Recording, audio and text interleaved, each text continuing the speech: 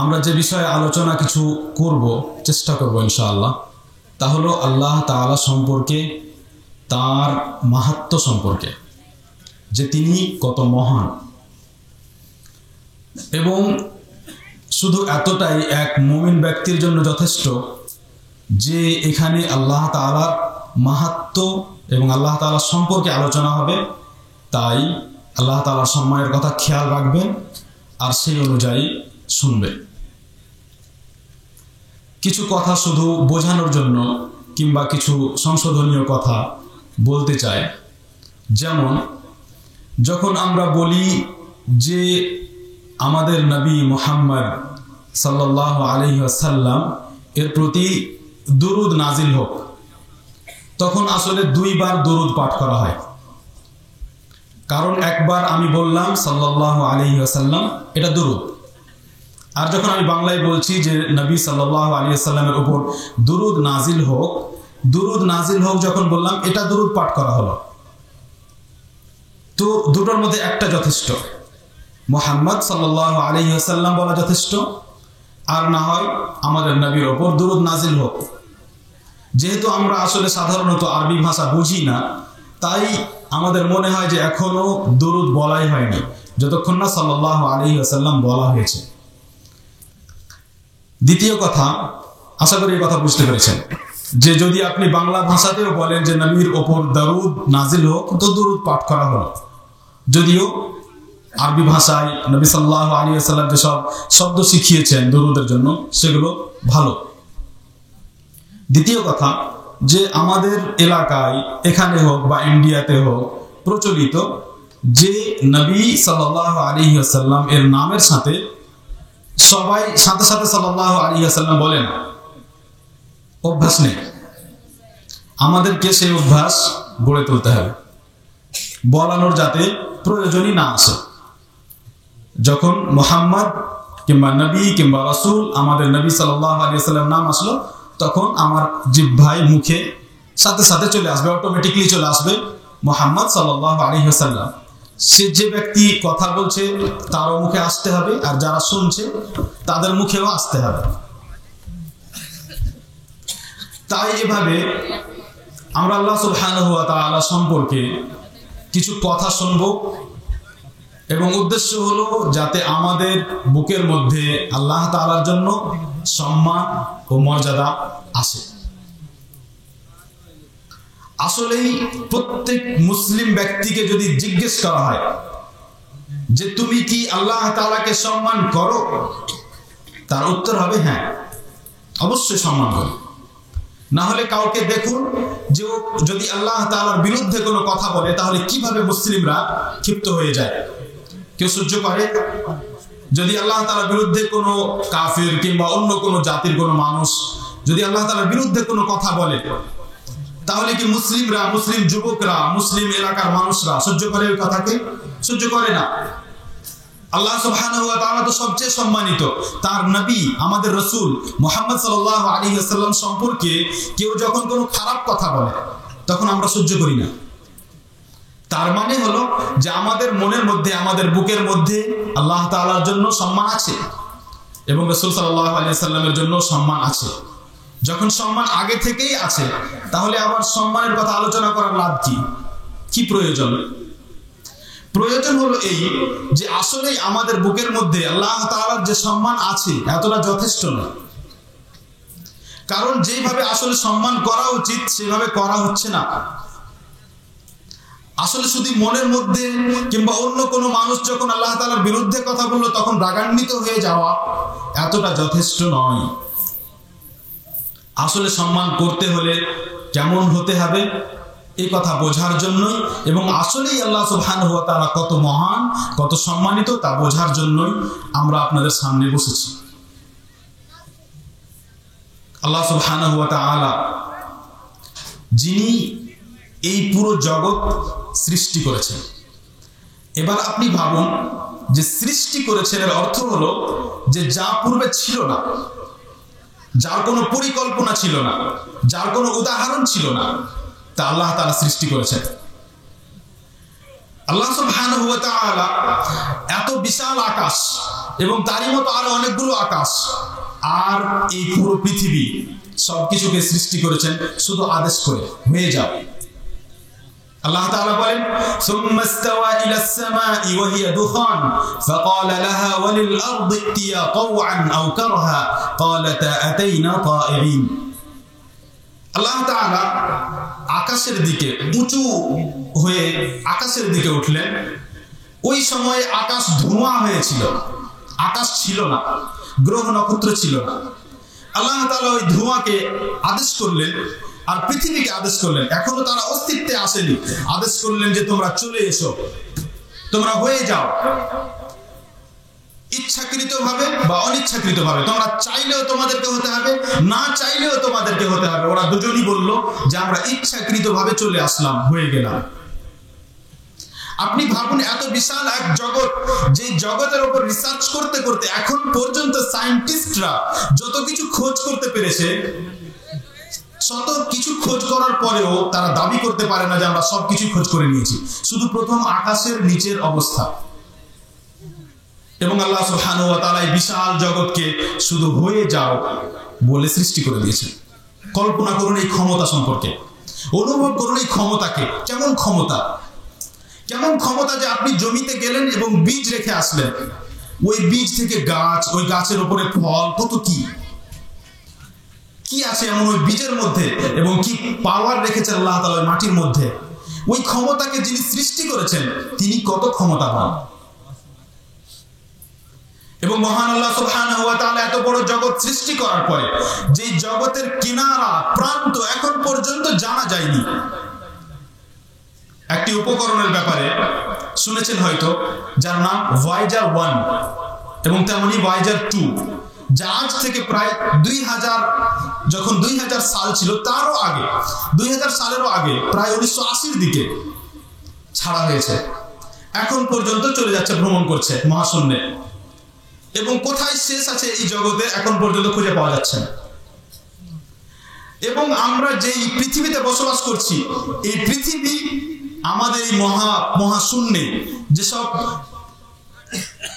ছায়াপথ রয়েছে, যাকে গ্যালাক্সি বলা হয়, ওই সমস্ত গ্যালাক্সিগুলোর মধ্যে কোনো এক গ্যালাক্সির কোনো এক প্রান্তে ছোট্ট একটা অংশ এই পৃথিবী।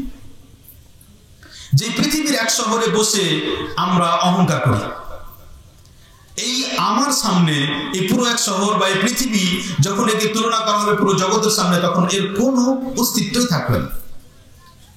মহান আল্লাহ সুবহানাহু ওয়া তাআলা এই পৃথিবী, আকাশ, এর উপরের আকাশ সবগুলোই সৃষ্টি করেছেন। এবং এই সমস্ত আকাশ ও পৃথিবীর উপরে আল্লাহ রাব্বুল আলামিনের কুরসি রয়েছে। যেই কুরসি সম্পর্কে আল্লাহ তাআলা বলেছেন যে সেই কুরসি আকাশ ও পৃথিবীকে ঘিরে আছে, অর্থাৎ সেই কুরসি আকাশ ও পৃথিবীর থেকেও বেশি বড়। যে আয়াত আপনারা পড়েন আয়াতুল কুরসি বলে, যাকে অনেকজন আইতাল কুরসি বলে, সঠিক হলো আয়াতুল কুরসি, সঠিক আয়াতুল কুরসি, অর্থাৎ কুরসির আয়াত। ওই আয়াত, যে আয়াতে কুরসির কথা আলোচিত হয়েছে, ওই কুরসি সম্পর্কে আল্লাহ তাআলা বলেছেন ওয়াসিআ কুরসিয়ুস সামাওয়াতি ওয়াল আরদ। যে আকাশের ব্যাপারে এখন পর্যন্ত আমাদের কাছে ধারণা নেই যে কত বিশাল, ওই সমস্ত আকাশ ও পৃথিবীকে ঘিরে আছে সেই কুরসি। এবং সেই কুরসির চেয়ে অনেক বিশাল আল্লাহ সুবহানাহু ওয়া তাআলার আরশ। আরশ আল্লাহ তাআলার, যে আরশকে আল্লাহ তাআলা সৃষ্টি করেছেন, মহান আল্লাহ তাআলা সেই আরশের উপর সমুন্নত, সবার থেকে উপরে। আল্লাহ রাব্বুল আলামিন বলেন আর রহমানু আলাল আরশি ইস্তাওয়া। রহমান করুণাময় দয়ালু, আরশের উপর সমুন্নত। মহান আল্লাহ যিনি এই পুরো জগৎ সৃষ্টি করেছেন, তার সম্মান আমাদের বুকের মধ্যে যদি আমরা চাই যে থাকে, তাহলে কি করতে হবে?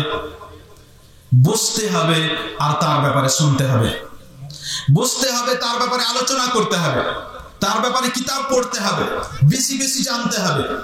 এবং আল্লাহ সুবহানাহু ওয়া তাআলা সম্পর্কে জ্ঞান অর্জন করা এমন একটি বিষয় যে তার চেয়ে সম্মানিত জ্ঞান কোনো জ্ঞানী হতে পারে না।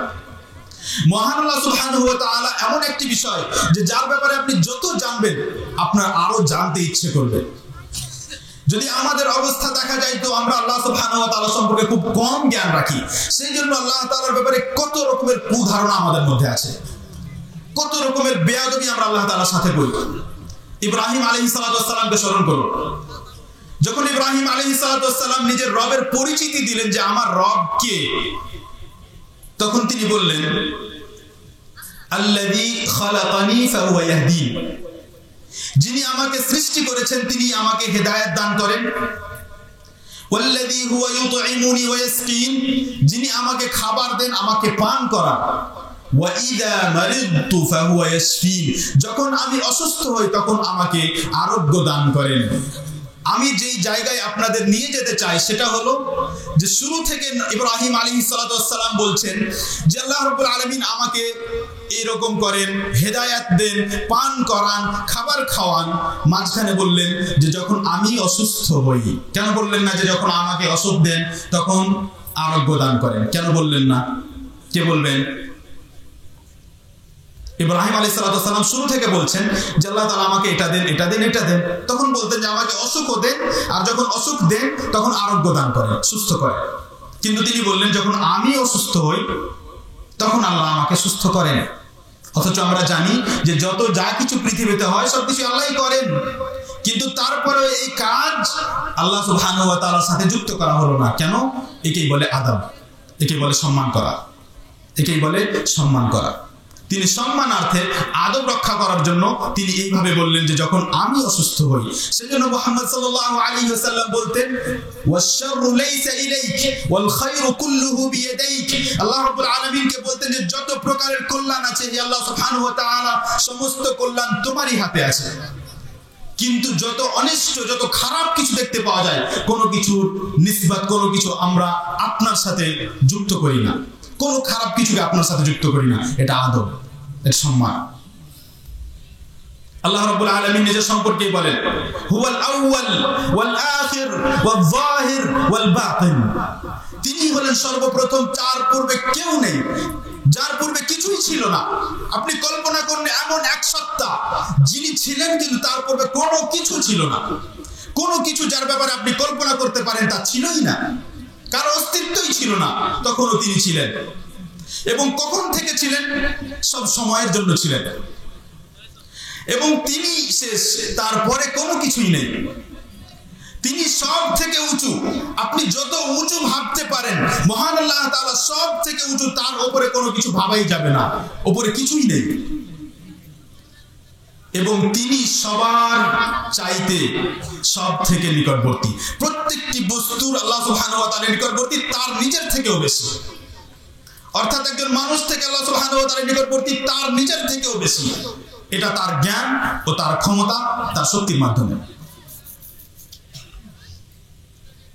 ইমাম আহমদ রাহিমাহুল্লাহ বর্ণনা করেন, আয়েশা রাদিয়াল্লাহু আনহা বলেন আলহামদুলিল্লাহিল্লাযী ওয়াসিআ সামউহু আল আসওয়াত। আয়েশা রাদিয়াল্লাহু আনহা নবী সাল্লাল্লাহু আলাইহি ওয়াসাল্লামের স্ত্রী, দেখেন কিভাবে আল্লাহ তাআলা সম্মান করতেন। বলেন যে আল্লাহ তাআলার প্রশংসা, আল্লাহ তাআলার প্রশংসা করি আমি, যার শ্রবণ শক্তি, যার শোনার ক্ষমতা এমন যে সমস্ত আওয়াজ তিনি শুনতে পান।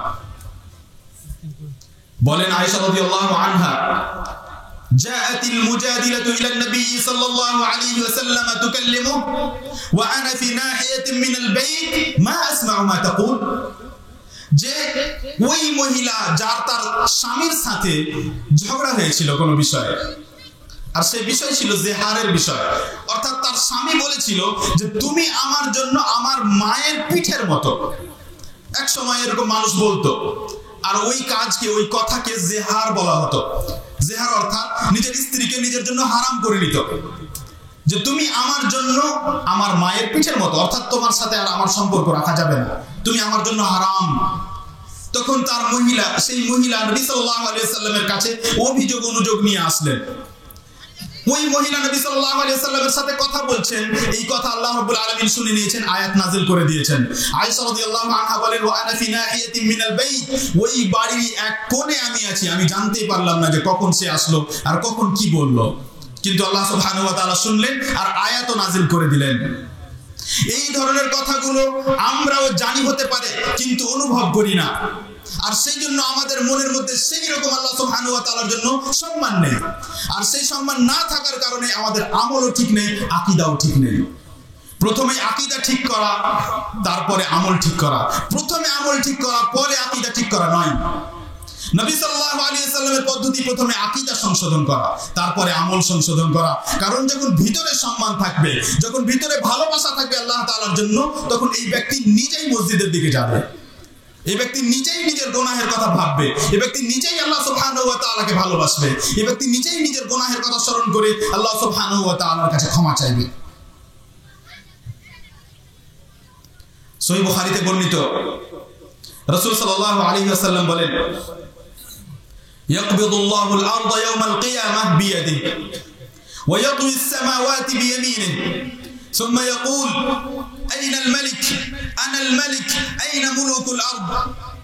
কিয়ামতের দিন আল্লাহ সুবহানাহু ওয়া তাআলা এই বিশাল পৃথিবী, যাকে আমরা এত বিশাল মনে করছি, এই বিশাল পৃথিবীকে আল্লাহ রাব্বুল আলামিন হাতের মুঠোয় নেবেন।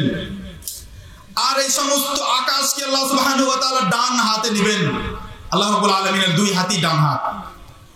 আল্লাহ সুবহানাহু ওয়া তাআলা আকাশ ও পৃথিবীকে হাতের মধ্যে নিয়ে বলবেন যে আমিই হলাম মালিক, আমিই হলাম মালিক, অর্থাৎ আমি আসল মালিক। কোথায় সেই পৃথিবীর মালিকরা? কোথায় সেই পৃথিবীর রাজারা যারা নিজেকে মালিক মনে করত? কোথায় তারা? ইবনে আব্বাস রাদিয়াল্লাহু আনহুমা বলেন, ما السماوات السبع والأرضون السبع ما السماوات السبع والأرضون السبع وما فيهن وما بينهن في يد الرحمن إلا كخردلة في يد أحدكم।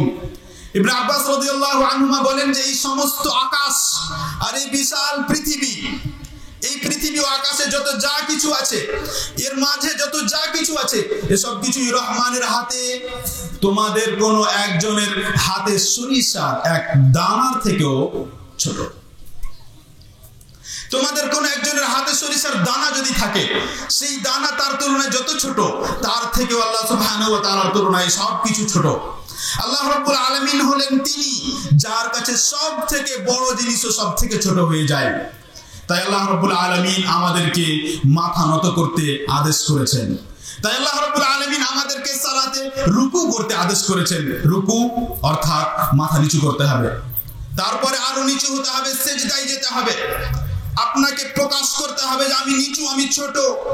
আপনাকে বিনয়ী হতে হবে। আপনাকে নিজের নাক, নিজের মাথা, নিজের কপাল আপনাকে মাটিতে রাখতে হবে এবং আল্লাহ সুবহানাহু ওয়া তাআলার সামনে বিনয়ী হতে হবে। তখন আপনি আল্লাহ তাআলার সবচেয়ে নিকটবর্তী হবেন, কারণ আপনি নিজেকে আল্লাহ তাআলার সামনে সব থেকে নিচু করেছেন। সম্মান আল্লাহ সুবহানাহু ওয়া তাআলা, আল্লাহ রাব্বুল আলামিনকে সম্মান করার শেষ সীমা হলো তার ইবাদত। একজন মানুষ কারো সম্মান করে, সম্মান করতে করতে ও শেষ সীমায় গিয়ে ইবাদত করতে পারে, কিন্তু মানুষের জন্য তা জায়েজ নয়। কিন্তু সম্মানের শেষ সীমা আল্লাহ রাব্বুল আলামিনের ইবাদত করা। কোন ব্যক্তি যদি ইবাদত না করে তাহলে সে আল্লাহ তাআলার সম্মান করে, এটা অসম্ভব, এটা হতে পারে না। যদি শুনতে চান যে আকাশ থেকে নিয়ে পৃথিবী পর্যন্ত যত যা কিছু এই আকাশ ও পৃথিবীর মধ্যে আছে, কিভাবে এরা আল্লাহ তাআলার সম্মান করে, সহিহে বর্ণিত ফেরেশতাগণের ব্যাপারে রাসূল সাল্লাল্লাহু আলাইহি ওয়াসাল্লাম বলেন, إذا قضى الله الأمر في السماء ضربت الملائكة بأجنحتها خضعانا لقوله। যখন আল্লাহ রাব্বুল আলামিন আকাশে কথা বলেন, ভালো করে শুনুন, ভালো করে শুনুন, যখন আল্লাহ রাব্বুল আলামিন কথা বলেন আকাশে, তখন ফেরেশতারা উড়া বন্ধ করে দেয়। ফেরেশতাদের পাখা থাকে, উড়ে ওরা উড়া বন্ধ করে দেয়, এটি একটি অর্থ। যখন আল্লাহ রাব্বুল আলামিন কথা বলেন, সেই কথার সম্মানার্থে তারা উড়া বন্ধ করে দেয়।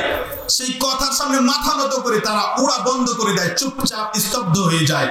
শুধু তাই নয়, বরং এমন হয়ে যায় যে তারা আর কিছুই বুঝতে পারলো না যে কি বলা হলো।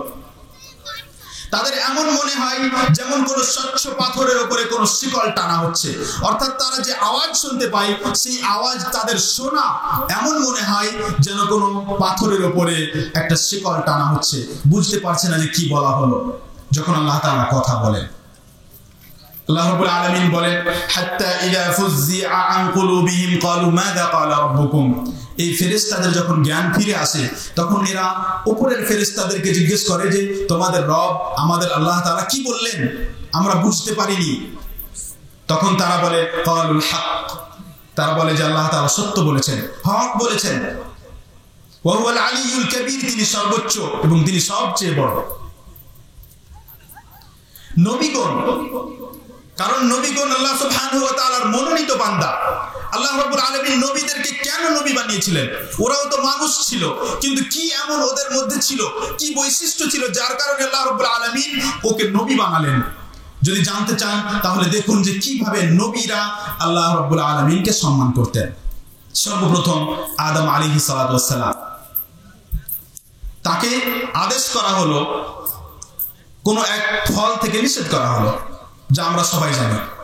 কিন্তু যখন তার দ্বারা এই ভুল হলো যে তিনি সেই ফল খেলেন, তখন তিনি কি করলেন? তার কথা আল্লাহ রাব্বুল আলামিন কোরআনের মধ্যে বলেন যে তখন তিনি এবং তার স্ত্রী হাওয়া দুজনেই বললেন ক্বালা রাব্বানা যালামনা আনফুসানা। তারা দুজনেই স্বীকার করলেন যে হে আমাদের রব, আমরা অন্যায় করেছি, জুলুম করেছি।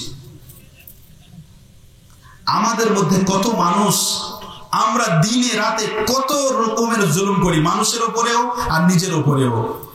কিন্তু 24 ঘন্টায় কোনো সময় কি স্বীকার করছি যে হে আমার রব, নির্জনে আপনি আল্লাহ তাআলার সামনে স্বীকার করছেন হে আমার রব, আমি জুলুম করেছি নিজের উপর? তারা স্বীকার করলেন রব্বানা যালামনা আনফুসানা ওয়া ইল্লাম তাগফির লানা ওয়া তারহামনা লানাকুনান্না মিনাল খাসিরিন। যদি আপনি আমাদের ক্ষমা না করেন, রহম না করেন, তাহলে আমরা ক্ষতিগ্রস্ত হয়ে যাব। আল্লাহ তাআলা তাদেরকে ক্ষমা করেছিলেন। নূহ আলাইহিস সালাতু ওয়াস সালাম, আমরা সবাই জানি যে তার এক সন্তান তার প্রতি ঈমান আনেনি। যখন তার সন্তান ডুবে যায়, তখন নূহ আলাইহিস সালাতু ওয়াস সালাম ওই ডুবার পূর্বে আল্লাহ রাব্বুল আলামিনকে বলেন ইন্না ইবনি মিন আহলি, হে আল্লাহ রাব্বুল আলামিন, আমার এই সন্তান আমারই পরিবারের একজন, অর্থাৎ আপনি একে বাঁচান। আল্লাহ রাব্বুল আলামিন বললেন না, এ তোমার পরিবারের অংশ নয়, এর আমল ঠিক ছিল না। তুমি যে আমার কাছে চাইলে যে আমি একে বাঁচাই, তুমি এ করে ভুল করেছো। আমি তোমাকে উপদেশ দিচ্ছি, তুমি জাহেলদের অন্তর্ভুক্ত হয়ে যেও না। তার মানে নূহ আলাইহিস সালাতু ওয়াস সালামকে এরকম বলতে হতো না। তখন নূহ আলাইহিস সালাতু ওয়াস সালাম বললেন ক্বালা রাব্বি ইন্নী আউযু বিকা আন আসআলাকা মা লাইসা লি বিহি ইলম। যখনই বুঝতে পারলেন যে আমাকে এরকম ভাবে চাইতে হতো না আমার ছেলের ব্যাপারে, তখনই সাথে সাথে আল্লাহ রাব্বুল আলামিনকে বললেন হে আমার রব, আমি আশ্রয় চাই তোমার, যে আমি তোমার কাছে এমন কিছু চাইবো যে ব্যাপারে আমার জ্ঞান নেই। অর্থাৎ এমন কিছু চাইলাম যেটা চাওয়া আমার জন্য ঠিক নয়। আমি বললাম যে আমার ছেলেকে বাঁচানো, তো আমার জন্য এই দোয়া করা ঠিক ছিল না। আমি আশ্রয় চাই যে ভবিষ্যতে আমি আপনাকে এইভাবে কোনো কিছু আপনার কাছে চাই। মুসা আলাইহিস সালাতু ওয়াস সালাম এবং তার পূর্বে ইব্রাহিম আলাইহিস সালাতু ওয়াস সালাম কিভাবে সম্মান করতেন আল্লাহ রাব্বুল আলামিনের আদেশে? আমাদের সবার জানা যে ইব্রাহিম আলাইহিস সালাতু ওয়াস সালামকে আল্লাহ রাব্বুল আলামিন নিজের সন্তানকে, তার সন্তানকে জবাই করার আদেশ দিয়েছিলেন। সন্তানকে জবাই করার আদেশ, এবং ইব্রাহিম আলাইহিস সালাতু ওয়াস সালামের পক্ষ থেকে কোনো আপত্তি না। মুসা আলাইহিস সালাতু ওয়াস সালাম যখন ফিরআউনের কাছে আসলেন, ফিরআউনের কাছে যখন নিদর্শন নিয়ে আসলেন, যখন লাঠি নিক্ষেপ করতেন সাপ হয়ে যেত, হাত বের করতেন তো হাতের যেন আলো দেখতে পাওয়া যেত, এই সমস্ত নিদর্শন দেখানোর পরে যখন ফিরআউন অস্বীকার করলো, তখন মুসা আলাইহিস সালাতু ওয়াস সালাম বললেন লাকাদ আলিমতা মা আনজালা হাউলাই ইল্লা রাব্বুস সামাওয়াতি ওয়াল আরদি বাসায়ের। ফিরআউন, তুমি জানো যে এসব নিদর্শন আকাশ ও পৃথিবীর যিনি রব, তিনি প্রমাণ স্বরূপ নাজিল করেছেন, এ কথা তুমিও জানো। তিনি সম্মান প্রকাশ করলেন আল্লাহ রাব্বুল আলামিনের। ঈসা আলাইহিস সালাতু ওয়াস সালাম, তাকে আজ অনেক মানুষ মাবুদ বানিয়ে রেখেছে। ঈসা আলাইহিস সালাতু ওয়াস সালামকে ইলাহ এবং মাবুদ মনে করে, তারই ইবাদত করে। কিন্তু আল্লাহ রাব্বুল আলামিন ঈসা আলাইহিস সালাতু ওয়াস সালামকে জিজ্ঞেস করবেন যে তুমি কি মানুষকে আদেশ করেছিলে যে আমাকে আর আমার আম্মাকে তোমরা মাবুদ বানিয়ে নাও? তখন তিনি কি উত্তর দিবেন? তখন তিনি উত্তর দিবেন ওয়াইদ ক্বালা আল্লাহু ইয়া ঈসা ইবনে মারইয়াম أأنت قلت للناس اتخذوني وأمي إلهين من دون الله قال سبحانك ما يكون لي أن أقول ما ليس لي بحق তিনি বললেন যে হে আল্লাহ রাব্বুল আলামিন তুমি পবিত্র আমি তোমার পবিত্রতা বর্ণনা করি আমার জন্য এটা উচিতই নয় যে আমি এমন কিছু বলবো এমন কথা বলবো যেটা আমার হক নয় যেটা আমার অধিকার নয় অর্থাৎ আমি মানুষকে এমন কথা বলবো যেই কথা আমার অধিকার নয় মানুষকে আমি বলবো যে আমার ইবাদত করো অথচ ইবাদত আমার বৈশিষ্ট্য নয় ইবাদত আমার অধিকার নয় ইবাদত একমাত্র তোমার অধিকার মুহাম্মদ সাল্লাল্লাহু আলাইহি ওয়াসাল্লাম আমাদের নবী যিনি আল্লাহ রাব্বুল আলামিনের সম্মান কিভাবে করতেন তার সারা জীবনের যত কথা সেগুলো পড়লেই বুঝতে পারবেন মুহাম্মদ সাল্লাল্লাহু আলাইহি ওয়াসাল্লাম কিভাবে আল্লাহ তাআলার প্রশংসা করতেন তার রাতের সালাতের প্রশংসাগুলো দেখলে বুঝতে পারবেন কত রকম ভাবে আল্লাহ তাআলার প্রশংসা করতেন বিভিন্ন রকমের প্রশংসা করার পরে অনেক দীর্ঘক্ষণ ধরে প্রশংসা করার পরেও মুহাম্মদ সাল্লাল্লাহু আলাইহি ওয়াসাল্লাম যিনি আল্লাহ রাব্বুল আলামিনের ব্যাপারে সবচেয়ে বেশি জ্ঞান রাখতেন তারপরেও তিনি বলতেন লা উহসি থানাআন আলাইক হে আমার রব এত প্রশংসা করি কিন্তু তারপরেও তোমার প্রশংসা করে আমি শেষ করতে পারবো এই দাবি করি না আমি তোমার প্রশংসা গণনা করতে পারবো এই দাবি করি না আমি বলতে পারি না যে আমি সমস্ত প্রশংসা শেষ করে দিলাম আনতা কামা আথনাইতা আলা নাফসিক সমস্ত প্রশংসা করার পরে বলতেন যে তুমি তেমনই প্রশংসিত যেমন তুমি নিজের প্রশংসা করেছো অথচ আপনি জানেন যে নবী সাল্লাল্লাহু আলাইহি ওয়াসাল্লাম কিভাবে প্রশংসা করতেন জুওয়াইরিয়া রাদিয়াল্লাহু আনহার কাছ থেকে একদিন বেরিয়ে গেলেন জুওয়াইরিয়া রাদিয়াল্লাহু আনহা তার স্ত্রী তিনি বসে ইবাদত করছিলেন নবী সাল্লাল্লাহু আলাইহি ওয়াসাল্লাম ফিরে আসলেন দেখলেন তিনি ওই নিজের ইবাদতের জায়গাতেই বসে আছেন নবী সাল্লাল্লাহু আলাইহি ওয়াসাল্লাম বললেন যে তুমি নিজের জায়গাতেই বসে আছো তিনি বললেন হ্যাঁ নবী সাল্লাল্লাহু আলাইহি ওয়াসাল্লাম বললেন লাকাদ কুলতু বা'দাকি কালিমাতিন ثلاث كلمات 3 مرات لو وزنت بما قلت منذ اليوم لوزنتهن তুমি তো অনেকক্ষণ ধরে ইবাদত করছো কিন্তু তোমার কাছ থেকে বেরিয়ে যাওয়ার পর আমি কয়েকটি বাক্য 3 বার বলেছি ওই বাক্যগুলো যদি তোমার সমস্ত ইবাদতের সাথে তুলনা করা হয় তাহলে এই বাক্যগুলো উঁচু হয়ে যাবে ভারী হয়ে যাবে ওর ওজন বেশি হয়ে যাবে সেই বাক্যগুলো কি ছিল নবী সাল্লাল্লাহু আলাইহি ওয়াসাল্লাম সেই বাক্যগুলো বলেছিলেন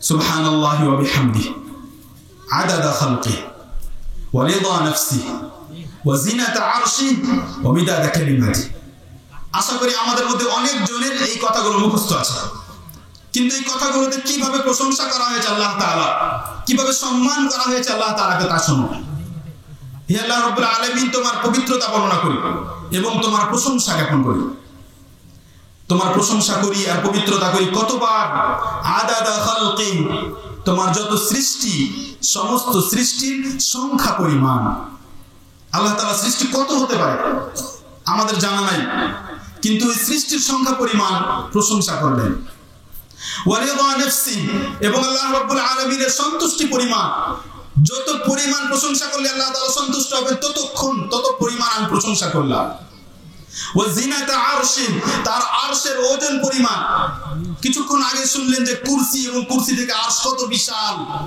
আকাশ ও পৃথিবী তার সামনে কিছুই নয় সেই আরশ পরিমাণ আমি তোমার প্রশংসা করি ওয়া মিদাদা কালিমাতি এবং তোমার যত সব শব্দ কথা তার কালি পরিমাণ তোমার কথা লিখতে যত কালি লাগবে তার পরিমাণ আমি প্রশংসা করলাম আল্লাহ রাব্বুল আলামিনের কথা লিখে শেষ করা যাবে না তাই এই প্রশংসার শেষ সীমা তারপরে নবী সাল্লাল্লাহু আলাইহি ওয়াসাল্লাম বলতেন যে আমি তোমার যথাযথ প্রশংসা করতে পারি না কিয়ামতের দিন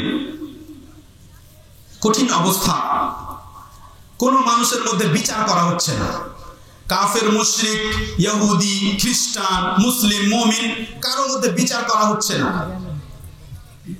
মানুষ অস্থির এই সময় নবী সাল্লাল্লাহু আলাইহি ওয়াসাল্লাম যতক্ষণ না সুপারিশ করবেন আল্লাহ তাআলার কাছে ততক্ষণ পর্যন্ত তাদের মধ্যে বিচার করা হবে না আর এই সুপারিশকে বলা হয়েছে আশ-শাফাআতুল উযমা সবচেয়ে বড় সুপারিশ অনেকজন সুপারিশ করবে কিন্তু এই সুপারিশ হবে সবচেয়ে বড় সুপারিশ আর এই হাদিস বর্ণিত হয়েছে সহিহ বুখারী ও মুসলিমে লম্বা হাদিস আর আশা করি শুনেছেন অনেকজন যে মানুষ সর্বপ্রথম আদম আলাইহিস সালামের কাছে যাবে তারপরে নূহ তারপরে ইব্রাহিম তারপরে মুসা তারপরে ঈসা সবাই বলবেন যে আমরা সুপারিশ করতে পারবো না।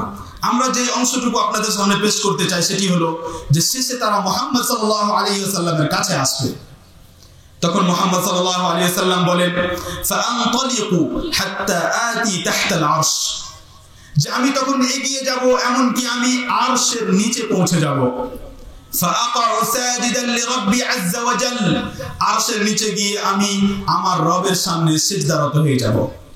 এমন নয় যে আমি তো মুহাম্মদ, আমি তো সর্বোত্তম সর্বশ্রেষ্ঠ, তো আমি আল্লাহ তাআলার সামনে গিয়ে সুপারিশ করতে শুরু করব না। মুহাম্মদ সাল্লাল্লাহু আলাইহি ওয়াসাল্লাম তার রবের কত সম্মান করেন তা বোঝা যায় যে তিনি সুপারিশ করার হক রাখেন। আল্লাহ রাব্বুল আলামিন সুপারিশ তার গ্রহণ করবেন, কিন্তু তারপরেও তিনি সুপারিশ দিয়ে শুরু করবেন না, বরং তিনি গিয়ে সিজদায় পড়ে যাবেন। তারপরে নবী সাল্লাল্লাহু আলাইহি ওয়াসাল্লাম বলেন, সুম্মা ইফতাহুল্লাহু আলাইয়া মিন মাহামিদিহি ওয়া হুসনি সানাই আলাইহি মা লাম ইফতাহ আলা আহাদিন ক্বাবলি। ওই সময়ে ওই সিজদার অবস্থায় আমি আমার রবের এত প্রশংসা করব, এত সুন্দরভাবে হামদ করব, এত সুন্দরভাবে প্রশংসা করব, যে প্রশংসাগুলো আল্লাহ সুবহানাহু ওয়া তাআলা আমাকে শেখাবেন যা পূর্বে কোন ব্যক্তিকে কখনো শেখাননি। অর্থাৎ মুহাম্মদ সাল্লাল্লাহু আলাইহি ওয়াসাল্লাম এই অবস্থায় এত সুন্দরভাবে প্রশংসা করবেন যা পূর্বে কেউ কোনো সময় করেনি। এই হলো নবী সাল্লাল্লাহু আলাইহি ওয়াসাল্লামের সম্মান আল্লাহ তাআলার জন্য। এবং আকাশে, পৃথিবী ও আকাশের মাঝে যত যা কিছু আছে সবাই আল্লাহ তাআলাকে সম্মান করে। আল্লাহ রাব্বুল আলামিন বলেন, তুসাব্বিহু লাহুস সামাওয়াতুস সাবউ ওয়াল আরদু ওয়া মান ফীহিন ওয়া ইন মিন শাইইন ইল্লা ইউসাব্বিহু বিহামদিহি ওয়ালাকিন লা তাফকাহুনা তাসবিহাহু। যত আকাশ রয়েছে, যত পৃথিবী আর এদের মধ্যে যত যা কিছু আছে, এরা সবাই আল্লাহ তাআলার পবিত্রতা বর্ণনা করে এবং তার হামদ করে, প্রশংসা করে। কোনো কিছু এমন নেই যে আল্লাহ তাআলার প্রশংসা করে না, কিন্তু তোমরা তাদের তাসবিহ, তাদের পবিত্রতা বর্ণনা করা বুঝতে পারো না। এসব কথা শোনার পর যা মূল উদ্দেশ্য আমাদের, সেটা হলো যে আমাদেরকে ভাবা উচিত নিজের আমল দেখে এবং নিজের মনের অবস্থা দেখে, যে সত্যি কি আমরা আল্লাহ তাআলাকে সম্মান করি, সত্যি কি মনের মধ্যে আল্লাহ তাআলার জন্য সম্মান আছে। যখন আল্লাহ রাব্বুল আলামিনের কথা আমার সামনে আসে, তখন সেই কথাকে আমি কিভাবে নিই, সেই কথাকে কিভাবে সম্মান করি। যখন আমাকে বলা হয় যে এই কাজটিকে শরীয়তে হারাম করা হয়েছে, তখন আমার মন কি বলে? ওই সময় কি আমি সেই জিনিসটিকে হারাম মনে করে বাঁচার চেষ্টা শুরু করি, নাকি মনে করি যে না, হারাম করা হয়েছে, ঠিক আছে, তারপরে করতেই থাকি? আসলে যদি আমাদের আমল দেখা যায় এবং আমাদের কথা দেখা যায় এবং আমাদের মনের অবস্থার ব্যাপারে জানা যায়, তাহলে বুঝতে পারবেন যে আমরা হয়তো সেইভাবে আল্লাহ তাআলা সম্মান করি না। আল্লাহ রাব্বুল আলামিনের সম্মান ভিতরে থাকলে কখনো কোনো মানুষ হারাম শোনার পরে সেই হারাম আবার করতে যাবে না, হতেই পারে না। যখন সাহাবায়ে কেরামের সামনে বলা হতো যে এই কাজ করা যাবে না, সাহাবায়ে কেরাম জিজ্ঞেস করতেন না যে আসলে হারাম নাকি না করা ভালো। নবী সাল্লাল্লাহু আলাইহি ওয়াসাল্লামকে যখন দেখতেন যে তিনি জুতা খুলে দিয়েছেন, তারা জুতা খুলে দিতেন। কোন আংটি পরে আছেন, নিক্ষেপ করেছেন, আংটি নিক্ষেপ করে দিতেন। নবী সাল্লাল্লাহু আলাইহি ওয়াসাল্লাম যখন বলতেন যে এই স্বর্ণের যে চুড়ি তুমি পরে রেখেছো, এর কি তুমি যাকাত দিয়েছো? না, দিইনি। তাহলে কেন তুমি জাহান্নামের আগুনের টুকরা কেন হাতে পরে আছো? নিক্ষেপ করে দিতেন। তারপরে আর ফিরিয়েও নিতেন না, সাহস করতেন না। নবী সাল্লাল্লাহু আলাইহি ওয়াসাল্লাম যখন আদেশ করতেন যে বসে যাও, ওইখানেই বসে যেতেন। তারা জিজ্ঞেস করতেন না যে আসলে এখন বসে যাওয়া আমার জন্য আবশ্যক নাকি না বসলেও চলবে। সম্মান করা আল্লাহ রাব্বুল আলামিনের আমলের মাধ্যমে প্রমাণিত হবে, যেমন ভালোবাসা আল্লাহ তাআলা আমলের মাধ্যমে প্রমাণিত হবে। এবং যদি কেউ যথাযথ আল্লাহ তাআলার সম্মান করতে চায়, তাহলে তাকে আল্লাহ তাআলার ব্যাপারে শুনতে হবে, শোনার অভ্যাস করতে হবে। আমাদের মধ্যে যে ভুল ধারণা কাজ করে যে আমরা আল্লাহ রাব্বুল আলামিনের ব্যাপারে জ্ঞান রাখি, এটাই হলো সবথেকে বড় বিপদ। আমরা মনে করি যে আমরা যেহেতু আহলুল হাদিস, তো আমরা আল্লাহ তাআলার ব্যাপারে জানি যথেষ্ট। কিন্তু এমন কেন হয় যে আমাদেরকে আপনাদের এখানে আসার আগে প্রত্যেকদিন পড়তে হয় আল্লাহ তাআলা সম্পর্কে? কেন পড়তে হয় যদি আমরা আগে থেকে আল্লাহ তাআলার ব্যাপারে জানি? আসলে আমরা আল্লাহ তাআলার ব্যাপারে জানি না, শুধু আমরা এতটুকু জানি যে আল্লাহ বলে একজন আছেন, বাস। যদি জিজ্ঞেস করা হয় যে আল্লাহ তাআলার কতটি নাম, যদি জিজ্ঞেস করা হয় যে আল্লাহ তাআলার অমুক নামের মানে কি, যদি বলা হয় যে আল্লাহ রাব্বুল আলামিন কি কথা বলেন তো তার অর্থ কি, বলতে পারবেন না। সেজন্য এই কথা মানতে হবে যে আমরা আল্লাহ তাআলার ব্যাপারে জানি না, প্রথমে মানতে হবে। যখন মানবেন যে জানি না, তখন শেখার এবং শোনার চেষ্টা করবেন। এবং আল্লাহ রাব্বুল আলামিনের ব্যাপারে না শুনলে, না জানলে, তার কথা আলোচনা না করলে কখনো মনের মধ্যে তার জন্য সম্মান আসতে পারে না। কিভাবে সম্মান করবেন আল্লাহ রাব্বুল আলামিনের, যতক্ষণ পর্যন্ত আপনি আল্লাহ তাআলার কাজের ব্যাপারে জানেন না। আল্লাহ রাব্বুল আলামিন আদম সন্তান সম্পর্কে বলেন, ওয়ালাকাদ কাররামনা বনি আদম, আমি আদম সন্তানকে সম্মানিত করেছি, আদমের ছেলে মেয়েদেরকে সম্মানিত করেছি। কিভাবে সম্মানিত করেছেন? ইলমের মাধ্যমে সম্মানিত করেছেন, জ্ঞানের মাধ্যমে সম্মানিত করেছেন। আল্লাহ রাব্বুল আলামিন যখন আদম আলাইহিস সালাতু ওয়াস সালামকে সৃষ্টি করলেন, তখন তাকে জ্ঞান দিলেন, তাকে জিনিসপত্রের বস্তুর নাম শিখিয়ে দিলেন। যেই বস্তুর নামগুলো ফেরেশতারা জানতো না, তখন তিনি প্রাধান্য পেলেন, তিনি শ্রেষ্ঠ হয়ে গেলেন। ফেরেশতাদেরকে আদেশ করা হলো যে সিজদা করো, সম্মান দেওয়া হলো ইলমের কারণে। তেমনি আল্লাহ রাব্বুল আলামিন আকল দান করেছেন, জ্ঞান দান করেছেন, বোঝার শক্তি দিয়েছেন। গরু ছাগলের মধ্যে সেই বোঝার শক্তি নেই। তেমনি আল্লাহ রাব্বুল আলামিন আদম সন্তানের মধ্যে নবী বানিয়েছেন, রাসূল বানিয়েছেন এবং তাদের মধ্যে রাসূল পাঠিয়েছেন। তেমনি আল্লাহ রাব্বুল আলামিন তাদের জন্য কিতাব নাজিল করেছেন আকাশ থেকে, অন্য কারোর জন্য করেছেন? আল্লাহ রাব্বুল আলামিনের এত সৃষ্টি আছে, কিন্তু কারোর জন্য এরকম করেছেন? অন্য কোন সৃষ্টির জন্য? শুধু মানুষ ও জিনের জন্য। এবং যত নবী বানিয়েছেন সব মানুষের মধ্যে হতে। এভাবে আদম সন্তানকে আল্লাহ রাব্বুল আলামিন সম্মানিত করেছেন। যখন আল্লাহ রাব্বুল আলামিন আমাদের উপর এত উপকার করেছেন, তাহলে ওই উপকারের প্রতিদান কোথায়? কোথায় ভালোবাসা আমাদের মনের মধ্যে? কোথায় তার কিতাবের জন্য ভালোবাসা? কোথায় সেই ইলমের প্রতি ভালোবাসা, যে ইলমের মাধ্যমে সেই আল্লাহ রাব্বুল আলামিনকে জানা যায়? এখন পর্যন্ত সেই ইলমকে নিয়ে উপহাস করা, ব্যঙ্গ করাই শেষ হচ্ছে না। এখন পর্যন্ত সেই কোরআন হাদিসের ইলমকে যথাযথ মূল্যায়ন করা হচ্ছে না। তাহলে কিভাবে বলবো যে আমরা আল্লাহ তাআলাকে সম্মান করি? আপনার এলাকায় যখন কোনো ব্যক্তি, কোনো একজন ছোট্ট বাচ্চা যখন হাফেজ হয়, আর আপনারই গ্রামে যখন অন্য একজন ডাক্তার কিংবা ইঞ্জিনিয়ার হয়ে আসে, দুজনের মধ্যে আপনি কাকে বেশি সম্মান করেন?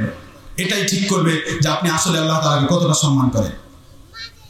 আমরা আজকে বসবাস করছি এই পৃথিবীতেই, কিন্তু এই পৃথিবীতে এক সময় সাহাবায়ে কেরাম চলাচল করেছেন, বসবাস করেছেন। কিন্তু সাহাবায়ে কেরামের মধ্যে সাহাবায়ে কেরাম বলেন, যখন আমাদের মধ্যে কোনো ব্যক্তি সূরা বাকারা এবং আলে ইমরান পড়ে নিত, সে সম্মানিত হয়ে যেত।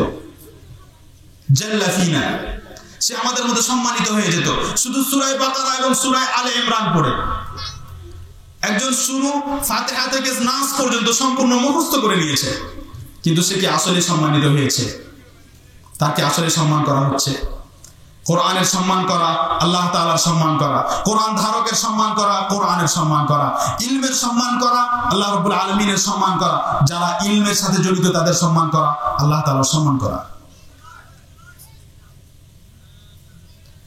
যদি মুহাম্মদ সাল্লাল্লাহু আলাইহি ওয়াসাল্লামের অবস্থা দেখা যায়, যে মুহাম্মদ সাল্লাল্লাহু আলাইহি ওয়াসাল্লামের বিরুদ্ধে পৃথিবীর কোন এক কোণে যদি কোনো ব্যক্তি কিছু বলে, কোনো ছবি অঙ্কন করে কিংবা কোনো ফিল্ম তৈরি হয়ে যায় যাতে মুহাম্মদ সাল্লাল্লাহু আলাইহি ওয়াসাল্লামকে অপমানিত করা হয়েছে, তাহলে পুরো বিশ্বের মুসলিমরা ক্ষিপ্ত হয়ে যায়। কিন্তু সেই মুহাম্মদ সাল্লাল্লাহু আলাইহি ওয়াসাল্লামের সুন্নাতকে, তার আদেশকে আমরা কিভাবে প্রতি মুহূর্ত পদদলিত করছি, সে ব্যাপারে কেউ ভাবে না। আজকে যখন আমরা দেখি যে মুসলিমদের উপর কাফেররা কিংবা ইহুদি খ্রিস্টানরা তাদের উপরে অন্যায় করছে, তখন আমাদের খুব কষ্ট হচ্ছে।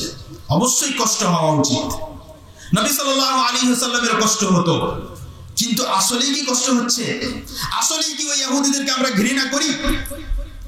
যদি আসলে ঘৃণা করতাম, তাহলে ওই ইহুদিদের চিন্তাধারা এখন আমাদের মধ্যে কেন আছে? সেই ইহুদিদের মতোই চলাফেরা আমাদের কেন? সহিহ বুখারীতে নবী সাল্লাল্লাহু আলাইহি ওয়াসাল্লাম, ইবনে উমর রাদিয়াল্লাহু আনহু বলেন যে রাসূল সাল্লাল্লাহু আলাইহি ওয়াসাল্লাম নাহা আনিল কাযা, রাসূল সাল্লাল্লাহু আলাইহি ওয়াসাল্লাম কাযা হতে নিষেধ করেছেন। কাযা কি? এক রকমের চুল রাখা, মাথার মধ্যে কিছু চুলকে সরিয়ে নেওয়া, কিছু চুলকে রাখা, এটা কাযা বলা হয়। ইবনুল কাইয়্যিম রাহিমাহুল্লাহ এর বিশ্লেষণ করতে করতে বলেন যে এর কয়েকটা প্রকার হতে পারে, যার মধ্যে এক প্রকার হলো যে চারিদিক থেকে চুলকে ছিলে নেওয়া, চেঁচে নেওয়া, শেভ করে নেওয়া আর মাঝখানে উপরে ছেড়ে দেওয়া। তারপরে তিনি বলেন যে এটা করে নিম্ন শ্রেণীর মানুষরা।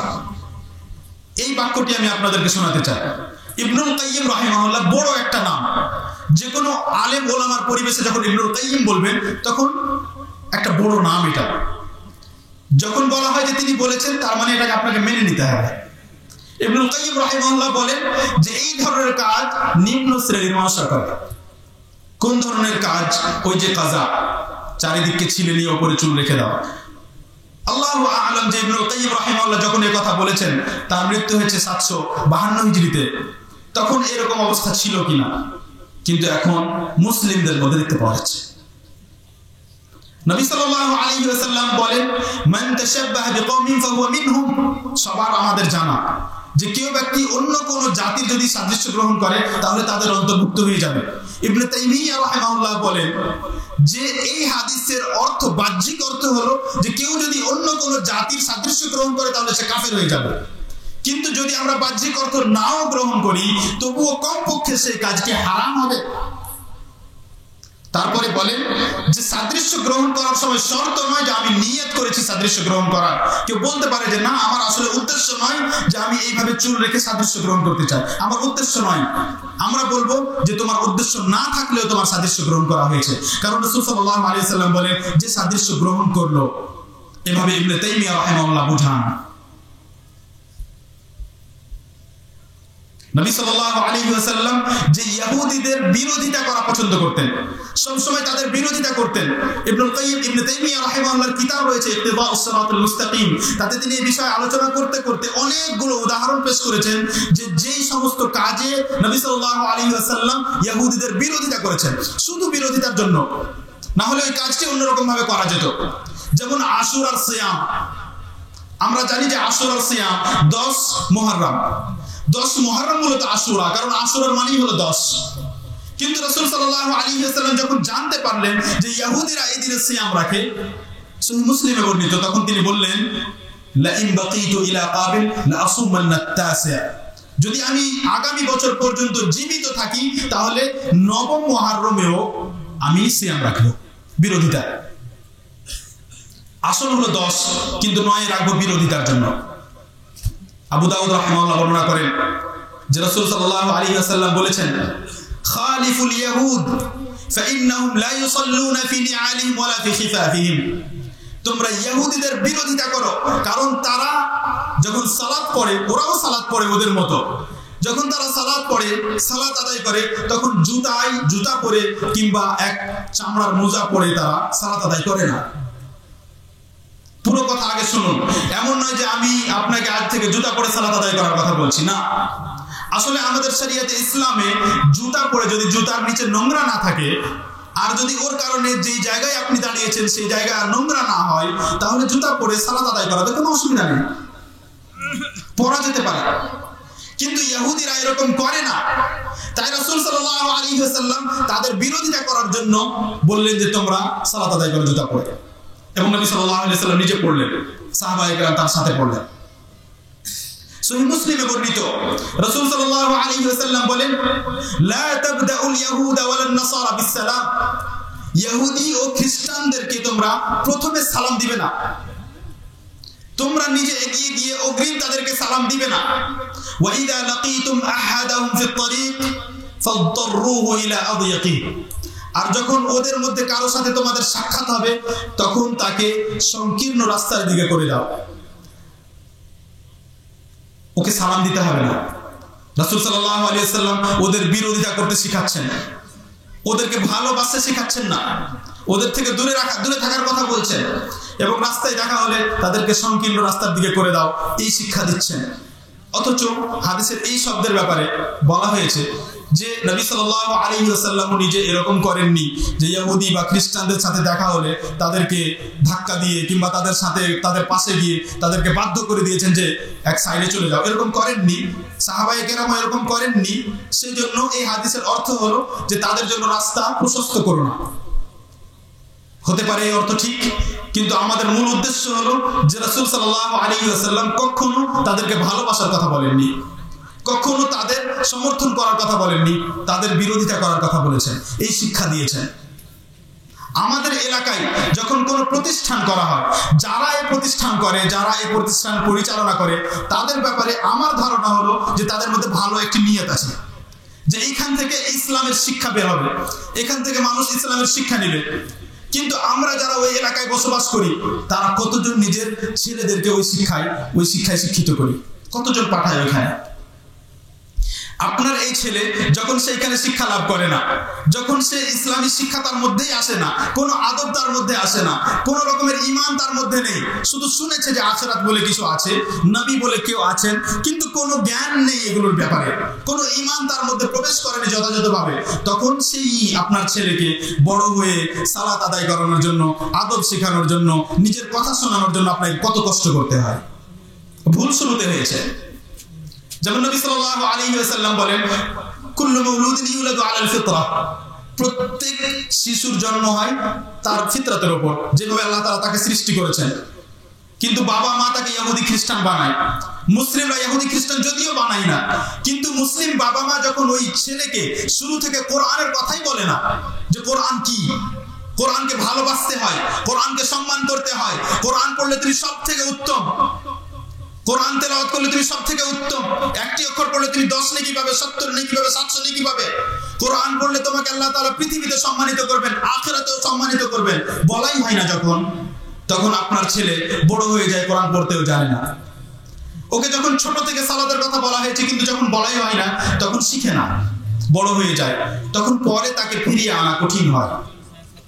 তাই যদি সত্যি আমরা আল্লাহ সুবহানাহু ওয়া তাআলাকে সম্মান করি, তাহলে যে সব কথাগুলো বলছি এগুলো কোনো নতুন কথা নয়, কিন্তু এই সমস্ত কথা বেরিয়ে আসছে আল্লাহ সুবহানাহু ওয়া তাআলার সম্মানের কথা থেকে। প্রত্যেক বিষয়ে আল্লাহ তাআলার সম্মান কথা আসবে। যদি একজন আল্লাহ তাআলার সম্মান করে, তাহলে সে আল্লাহ রাব্বুল আলামিনের প্রত্যেকটা আদেশ পালন করার চেষ্টা করবে এবং তাকে সম্মান করবে। যখন তার দ্বারা গুনাহ হবে, তখন সে আল্লাহ তাআলার সামনে লজ্জিত হবে। যখন একজন গুনাহ করছে মোবাইল নিয়ে, কিংবা বন্ধু বান্ধবের সাথে কথা বলতে গিয়ে, কিংবা কোনো মানুষের উপরে অন্যায় করতে গিয়ে, তখন কি তার মধ্যে এই বিশ্বাস থাকে যে আল্লাহ রাব্বুল আলামিন আমাকে সরাসরি দেখছেন, যে আল্লাহ রাব্বুল আলামিন আমার কথা সরাসরি শুনতে পাচ্ছেন এখন? এই বিশ্বাস কোথায়? শুধু আমাদের জানা আছে যে আল্লাহ রাব্বুল আলামিন দেখতে পান, শুনতে পান, কিন্তু ওই বিশ্বাস কি সাথে আছে? ওই বিশ্বাস সব সময় সাথে না থাকলে আল্লাহ রাব্বুল আলামিনের আদেশ পালন করা সম্ভব নয়। এবং সেই জন্যই আল্লাহ রাব্বুল আলামিনের এটি একটি দয়া, যে মানুষ যেহেতু এমন এক প্রাণী যে ভুলে যায়, যে গাফেল হয়ে যায়, তাই তাকে 5 বার সালাত আদায় করার জন্য বলা হয়েছে, তাকে জিকির আজকার করতে বলা হয়েছে, যে আল্লাহ তাআলাকে স্মরণ করো, তুমি মসজিদে যাও, সালাত আদায় করো, কোরআন তেলাওয়াত করো। যখন এগুলো করবে, তখন তোমার মনে থাকবে যে আল্লাহ রাব্বুল আলামিন আমাকে সৃষ্টি করেছেন এবং তার ইবাদত করার জন্য আমাকে পৃথিবীতে পাঠানো হয়েছে।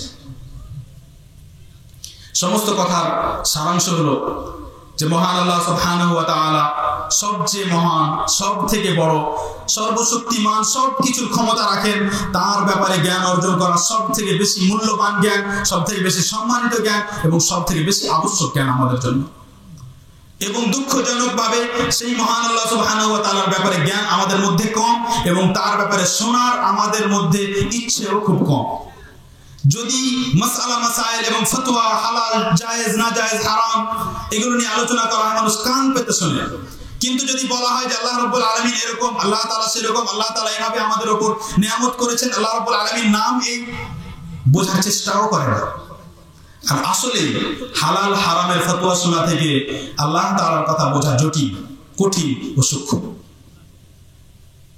সেই জন্য অভ্যাস করতে হবে যে আমরা আল্লাহ তাআলার ব্যাপারে শুনি, খুঁজি কোথায় আল্লাহ তাআলার কথা আলোচনা হচ্ছে, এবং নিজেরাও আল্লাহ তাআলাকে সবসময় স্মরণ করতে থাকি। আল্লাহ রাব্বুল আলামিনের সম্মান করেছেন ফেরেশতারা, আল্লাহ তাআলা সম্মান করেছেন নবীগণ, আল্লাহ তাআলা সম্মান করে এই বিশ্বের সবাই। তাই আমাদেরকেও তার সম্মান করতে হবে। আর সব থেকে জরুরি কথা হলো যে আমি যদি আল্লাহ তাআলার সম্মান না করি, তাহলে আল্লাহ তাআলা মুখাপেক্ষী নন, অমুখাপেক্ষী, তার কোনো প্রয়োজন নেই। পুরো পৃথিবীর মানুষ কেউ যদি আল্লাহ তাআলার সম্মান না করে, তবু আল্লাহ রাব্বুল আলামিনের কোনো ক্ষতি হবে না, আল্লাহ রাব্বুল আলামিনের কোনো প্রয়োজনই নেই। আল্লাহ রাব্বুল আলামিন চাইলে পুরো জাতিকে ধ্বংস করে নতুন এক জাতি নিয়ে আসবে, কিন্তু আল্লাহ তাআলার দয়া দেখুন, অনুগ্রহ দেখুন, যে তিনি অমুখাপেক্ষী হওয়া সত্ত্বেও তিনি নিজে কোরআনের মধ্যে নিজের কথা বলেন, নিজের নিয়ামতের কথা বলেন, তারপরে বান্দার কাছে চান যে বান্দা যেন তাকে ভালোবাসে, অথচ বান্দার ভালোবাসার তার কোনো প্রয়োজন নেই।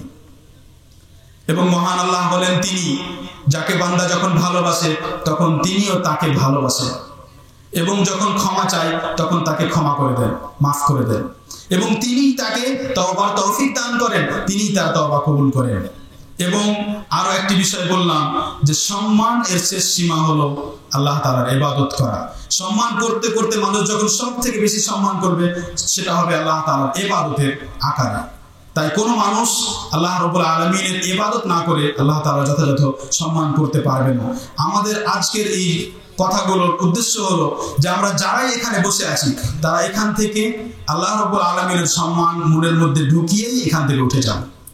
কোনো মানুষ এই অবস্থায় উঠে যাবেন না যে আমার ভিতরে আল্লাহ তাআলার জন্য যে সম্মান ছিল তা বৃদ্ধি পায়নি, বাড়েনি, এবং ভাবা শুরু করুন আজ থেকে যে আমি আসলে যথাযথ আল্লাহ তাআলার সম্মান করছি কিনা। এতেই আপনার জীবন সুন্দর হবে। কারণ কথা শোনার পরে যদি আপনার অন্তরে পরিবর্তন না আসে কিংবা আমল পরিবর্তিত না হয় তাহলে শুধু সময় নষ্ট করাই হলো। আল্লাহ রাব্বুল আলামিনের কাছে দোয়া করি যে আল্লাহ রাব্বুল আলামিন আমাদের এই মজলিসকে যেন কবুল করে, আল্লাহ রাব্বুল আলামিন আমাদের এই বৈঠককে কবুল করে। আল্লাহ রাব্বুল আলামিনের ব্যাপারে যে সব কথা শুনলাম আমি মনে করি না যে আমি সেই কথাগুলো বলার যোগ্য, কিন্তু আসলে আপনাদের সামনে বসে সাথে বসে আল্লাহ তাআলার ব্যাপারে বলতে খুব ভালো লাগে, মনে আনন্দ হয়, এবং আশা করি যে আল্লাহ রাব্বুল আলামিন হয়তো আমাদের এই কথাগুলোকে কবুল করবেন এবং হয়তো আল্লাহ তাআলা আমাদের কথা নিজের ফেরেশতাদের সামনে আলোচনা করবেন। আল্লাহ রাব্বুল আলামিন যে সব গুনাহ আমরা করি এবং কেউ আমাদের সেই গুনাহগুলোর ব্যাপারে জানে না, তুমি সেই সমস্ত গুনাহ আমাদের ক্ষমা করো এবং তৌফিক দান করো সে সমস্ত গুনাহ হতে বিরত থাকা। হে আল্লাহ রাব্বুল আলামিন আমাদেরকে তৌফিক দান করো তোমাকে যথাযথ সম্মান করা। হে আল্লাহ রাব্বুল আলামিন আমরা যেখানে আছি, যেখানে বসে আছি, যেই উদ্দেশ্যে এই মজলিস এবং এই বৈঠক করা হয়েছে সেই উদ্দেশ্যকে তুমি সফল করো। হে আল্লাহ রাব্বুল আলামিন আমাদের সকলকে ইসলামের দিকে এগিয়ে আসার তৌফিক দান করো এবং আমাদেরকে ইসলামের শিক্ষা গ্রহণ করা, তোমাকে ভালোবাসার তৌফিক দান করো, কোরআনকে ভালোবাসার তৌফিক দান করো। আমাদের মনের মধ্যে কোরআন ও ঈমানের ভালোবাসা তুমি তৈরি করো এবং আমাদেরকে কুফর, নাফরমানি এবং তোমার অবাধ্যতা থেকে দূরে সরিয়ে দাও, সেগুলোকে আমাদের কাছে ঘৃণিত করে দাও। হে আল্লাহ রাব্বুল আলামিন আমরা অনেক কথা শুনলাম, এসব কথাগুলোর মধ্যে যে কথাগুলো ভালো, যে কথাগুলো তোমার কোরআন হাদিস ভিত্তিক, সেগুলোর প্রতি আমাদেরকে আমল করার তৌফিক দান করো। সাল্লাল্লাহু ওয়াসাল্লাম ওয়া বারাকা আলা নবিয়িনা মুহাম্মদ ওয়া আলা আলিহি ওয়া আসহাবিহি আজমাইন। আসসালামু আলাইকুম ওয়া রাহমাতুল্লাহি ওয়া বারাকাতুহু।